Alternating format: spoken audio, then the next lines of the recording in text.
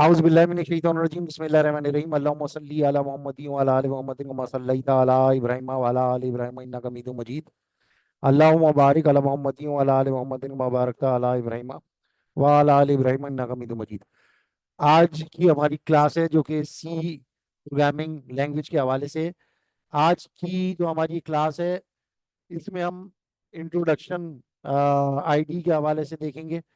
IT से मुराद होती है इंटीग्रेटेड डेवलपमेंट एनवायरनमेंट, यानी कि जहाँ पे आप लोग प्रोग्रामिंग करते हैं। उसके बाद प्रैक्टिकली हम जो है जो आईटीज नॉर्मली हम लोग यूज करते हैं टर्बो सी की और डेव सी प्लस प्लस की, इसमें कैसे एंटर हुआ जाएगा ये देखेंगे। इसके अलावा एक प्रोग्राम बनाएंगे, उसको कंपाइल करेंगे और उसमें अगर कोई एरर आते हैं उसको रिमूव करेंगे और उसके बाद सी का प्रोग्राम रन करेंगे। और फाइनली जो आज की हमारी क्लास है उसका कंक्लूजन भी पेश किया जाएगा।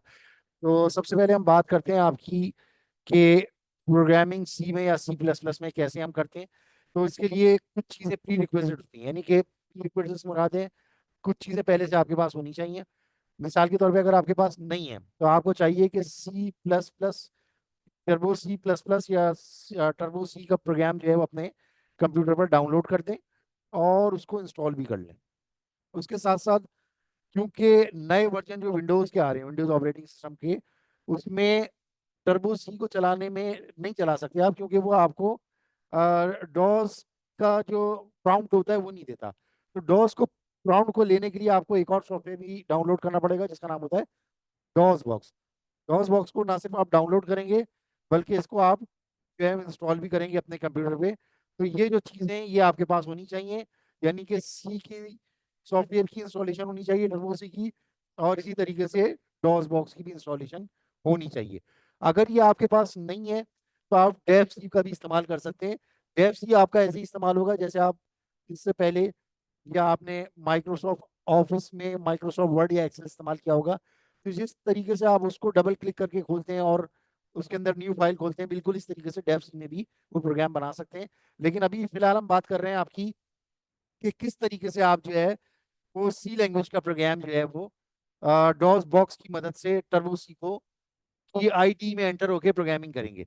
इसके लिए आपको कुछ स्टेप्स करने पड़ेंगे। आपने क्या करना होगा, आप जब डॉस बॉक्स और टर्बो सी को अपने कंप्यूटर पे इंस्टॉल कर चुकेंगे तो उसके बाद आप डॉस बॉक्स को डबल क्लिक करेंगे। डॉस बॉक्स, ये देखिए आपने डॉस बॉक्स लिखा, डॉस आपने लिखा, बॉक्स खुद ही लिखा हुआ आ रहा है, ये डॉस बॉक्स को डबल आप क्लिक करेंगे, डॉस बॉक्स का सॉफ्टवेयर खुल जाएगा। फिर डॉस बॉक्स के अंदर जब आपने सी लैंग्वेज को चलाना है तो वो कैसे चलाएंगे, उसके चलाने के लिए ये स्टेप्स लिखे हुए हैं।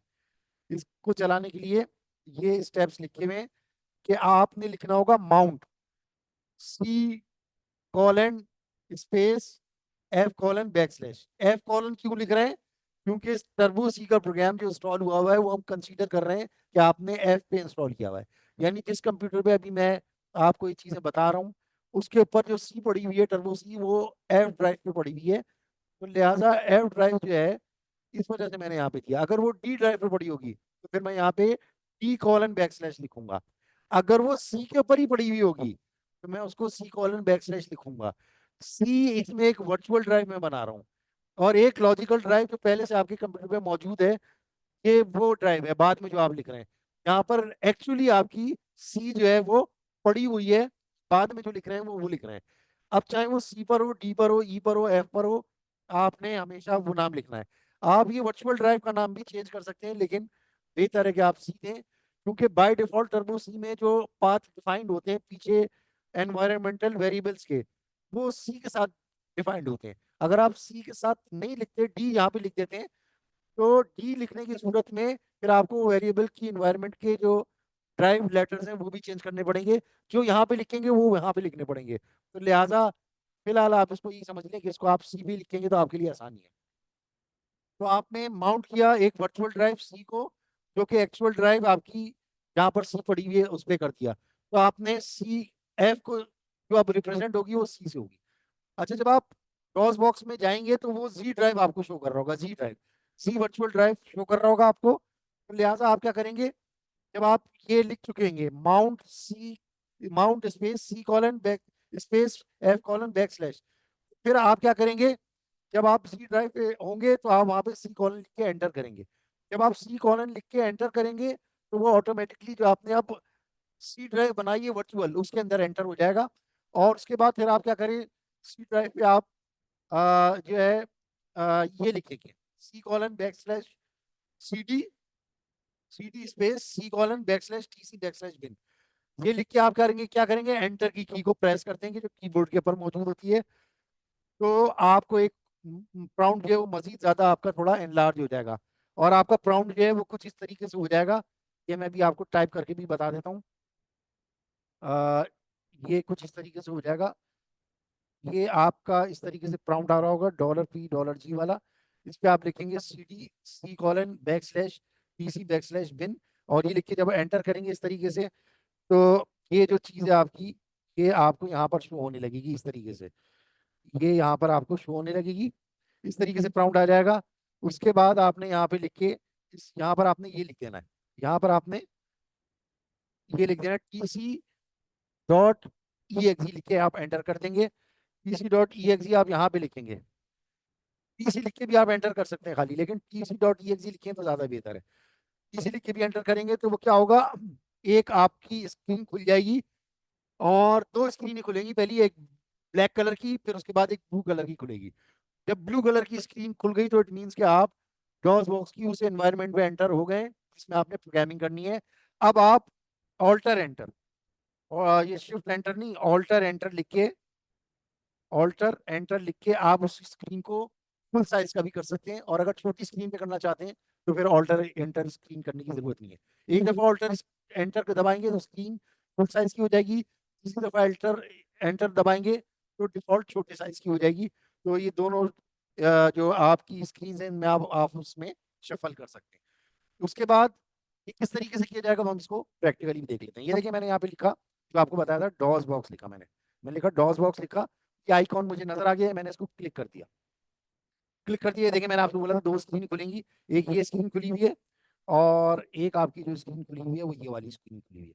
तो अब मैंने जैसे आपको बताया था जी ड्राइव लिखा हुआ आएगा, देखिए जी ड्राइव लिखा हुआ आ रहा है, जी ड्राइव लिखा हुआ आ रहा है। तो मैं यहाँ पे क्या लिखूंगा, जो मैंने आपको बताया था, क्या माउंट करूंगा मैं, माउंट कौन सी ड्राइव, एक वर्चुअल ड्राइव जो मैं बनाना चाहता हूँ, C:\, उसके बाद स्पेस दिया मैंने, उसके बाद F:\बैकस्लैश लिखा। F:\बैकस्लैश क्यों लिखा, क्योंकि ये आपकी हार्ड डिस्क पे मौजूद है ड्राइव, और टीसी का सॉफ्टवेयर हम तस्वर कर रहे हैं कि इसके ऊपर मौजूद है, तस्वर नहीं, वो हमने पहले से इसके ऊपर इंस्टॉल किया हुआ है।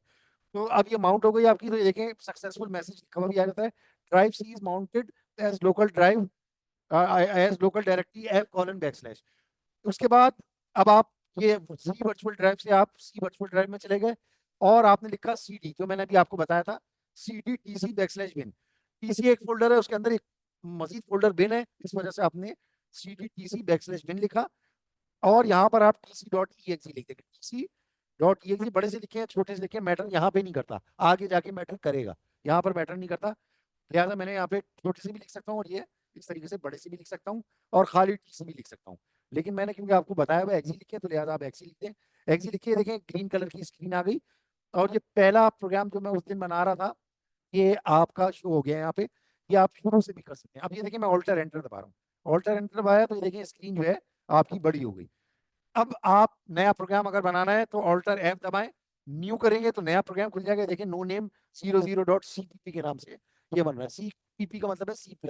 अगर आप इसको .c के नाम से सेव करेंगे तो ये C का प्रोग्राम बनकर सेव होगा। तो लिहाजा आपने क्या करना है, आपने नया प्रोग्राम बनाना है, तो आप क्या करेंगे, एक आपने लिखा इंक्लूड, अच्छा सी लैंग्वेज एक केस सेंसिटिव लैंग्वेज है, और मोस्टली स्मॉल अल्फाबेट्स में लिखी जाती है, तो इसको हमेशा ध्यान में रखिएगा। ये मैंने लिखा stdio.h, और उसके बाद मैंने लिखा मेन, और मेन के बाद ये लिख दिया मैंने, और लिख दिया मैंने प्रिंट एफ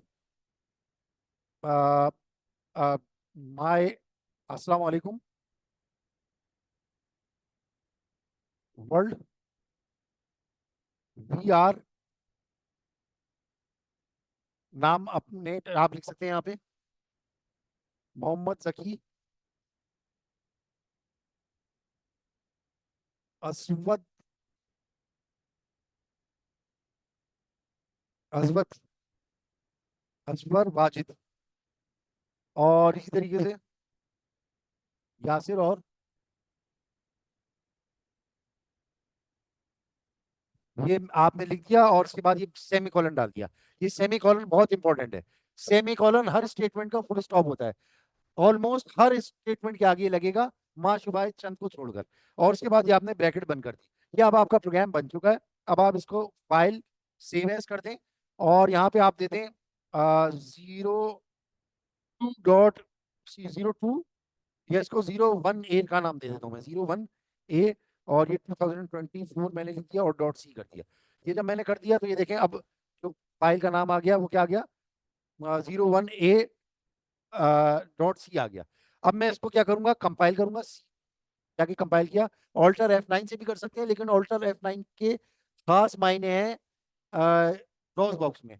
तो डॉस बॉक्स के अंदर क्योंकि ये चल रही है तो आप कुछ और हो जाएगा, लिहाजा बेहतर ये है आप इसको बजाय इसके कि ऑल्टर F करके चलाएं, आपको चाहिए कि कंपाइल के मेन्यू में जाके इसको चलाएं। ये कंपाइल किया तो एक वार्निंग आई, एक वार्निंग भी मूव हो सकती है।